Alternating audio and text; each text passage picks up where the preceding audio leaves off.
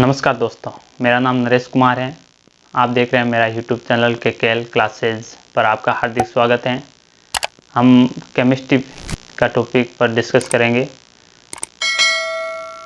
देखते हैं आज का हमारा टॉपिक जो महत्वपूर्ण है केमिस्ट्री में, द्रव्य पर बात करते हैं, जिसको हम पदार्थ भी कहते हैं। चलिए उनकी डेफिनेशन के बारे में बात करते हैं। इनकी परिभाषा: द्रव्य वे वस्तुएं हैं जो स्थान घेरती हैं, जिसका आयतन या भार होता है, जो जड़त्व का गुण प्रदर्शित करती हैं तथा हमारी ज्ञानेंद्रियां जिन्हें महसूस कर सके। इसको हम ऐसे कह सकते हैं हमारी सामान्य भाषा में, यानी द्रव्य वे वस्तुएं होती हैं जो स्थान घेरती हैं तथा जिसका कुछ द्रव्यमान होता है, भार होता है, तथा जो जड़त्व का गुण प्रदर्शित करती हैं और जो हमारी 5 ज्ञानेंद्रियां होती हैं जिनके द्वारा वो महसूस की जा सकती हो, उसे हम द्रव्य कहते हैं। जैसे उदाहरण के लिए लेते हैं वायु हो गई, जिसको हम हमारी ज्ञानेंद्रियां होती हैं वो महसूस कर सकती हैं। जल है, उसको हम छूकर भी महसूस कर सकते हैं। पेन, मार्कर, टेबल ये हैं। जैसे ये मार्कर है, ये मैंने हथेली पर रखा, इसने हथेली का कुछ स्थान घेरा है, इसने स्थान भी घेरा है और इसका कुछ वजन भी है, भार भी है, इसलिए इसको हम क्या पदार्थ कहेंगे? द्रव्य। चलिए, अब सामान्य ताप और दाब पर पदार्थ 3 अवस्थाओं में पाया जाता है। यानी सामान्य ताप और दाब पर पदार्थ 3 अवस्थाओं में पाया जाता है: ठोस, द्रव और गैस। अब देखते हैं पदार्थ यानी द्रव्य के प्रकार, यानी भौतिक अवस्था के आधार पर और रासायनिक संगठन के आधार पर द्रव्य यानी पदार्थ कितने प्रकार के होते हैं। यानी भौतिक अवस्था के आधार पर द्रव्य 3 प्रकार के होते हैं। कौन कौन से? ठोस, द्रव और गैस। और रासायनिक संगठन के आधार पर भी जो पदार्थ हैं वो 3 प्रकार के होते हैं: तत्व, यौगिक और मिश्रण। हम इनको आगे डिटेल में पढ़ते हैं। चलिए, भौतिक अवस्था के आधार पर यानी पदार्थों के प्रकार 3 प्रकार के होते हैं: ठोस, जो ये डायग्राम के अनुसार आपको समझाया गया है, और द्रव और गैस। इनके कण होते हैं, ठोस के बहुत नज़दीक होते हैं, क्लोज होते हैं, और द्रव्य को कुछ दूर दूर होते हैं, और गैस के बहुत दूर दूर होते हैं। इसके आधार पर देखते हैं, अब आगे देखते हैं। अब 1 नंबर ले लेते हैं ठोस। ठोस क्या होता है? ठोस अवस्था में इसके अवयवी कण यानी अणु, परमाणु, आयन परस्पर अति प्रबल आकर्षण बल के कारण अति निकट होते हैं। मतलब इसमें क्या होता है? अति प्रबल आकर्षण बल लगता है, जिससे ये अति निकट होते हैं, अर्थात ठोसों में प्रबल अंतराणुक आकर्षण बल पाया जाता है। ठोसों में क्या? प्रबल अंतराणुक आकर्षण बल पाया जाता है, जिससे वे दृढ़ता से संतुलित होते हैं, जिससे वे स्वतंत्रता गति नहीं कर पाते हैं। इस कारण ठोसों का आयतन एवं आकार निश्चित होता है।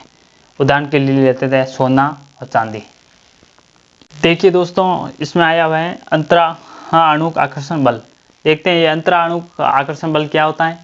अंतराणुक आकर्षण बल पड़ोसी कणों जैसे परमाणु, अणु, आयन होते हैं, उनके बीच लगता है, उसे अंतराणुक बल कहते हैं। और अंत्य अणुक बल जो एक ही अणु के परमाणु के बीच में लगता है, उसे अंत्य अणुक बल कहते हैं। ये 2 इंपॉर्टेंट है, आप याद रखना, दोनों में डिफरेंट को याद रखना आप।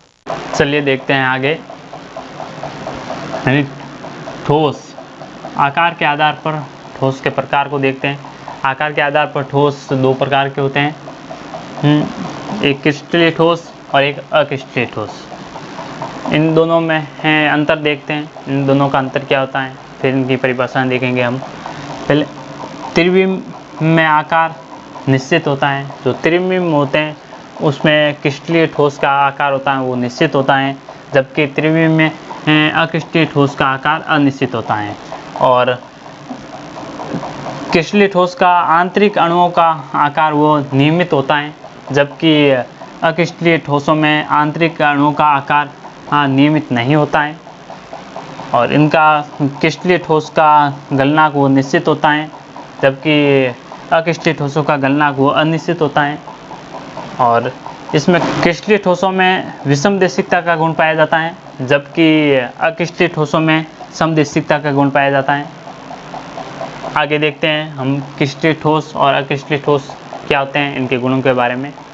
इनके गुण तो हमने देख लिए, इनके आगे परिभाषाओं को हम देखते हैं।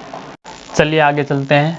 क्रिस्टलीय ठोस, वे ठोस जो असंपीड्यता, दृढ़ता, कठोरता आदि गुण के अतिरिक्त इनकी त्रिज्या में निश्चित ज्यामिति होती है, इनका गलनांक निश्चित होता है, इनके आंतरिक कण व्यवस्था नियमित होती है जो विषमदेशिकता का गुण प्रदर्शित करता है, इसलिए इन्हें वास्तविक ठोस भी कहा जाता है। उदाहरण के लिए NaCl, KCl। आगे देखते हैं अक्रिस्टलीय ठोस क्या होते हैं। कुछ ठोस पदार्थ जैसे रबड़ है, प्लास्टिक है आदि असंपीड्यता का गुण तो काफ़ी हद तक पाया जाता है, लेकिन इनकी ज्यामिति वो क्या होती है, अनिश्चित होती है। इनका गलनांक निश्चित नहीं होता है, इनकी आंतरिक कण व्यवस्था वह निश्चित नहीं होती हैं, ये समदेशिकता का गुण प्रदर्शित करते हैं, इसलिए इन्हें अतिशितित द्रव्य भी कहा जाता है। चलिए आगे देखते हैं विषमदेशिकता क्या होती है और समदेशिकता क्या होती है। क्रिस्टलीय पदार्थों के भौतिक गुण जैसे चालकता, अपवर्तनांक आदि सब जगह समान नहीं होते हैं, उस गुण को हम विषमदेशिकता कहते हैं। और समदेशिकता क्या होती है।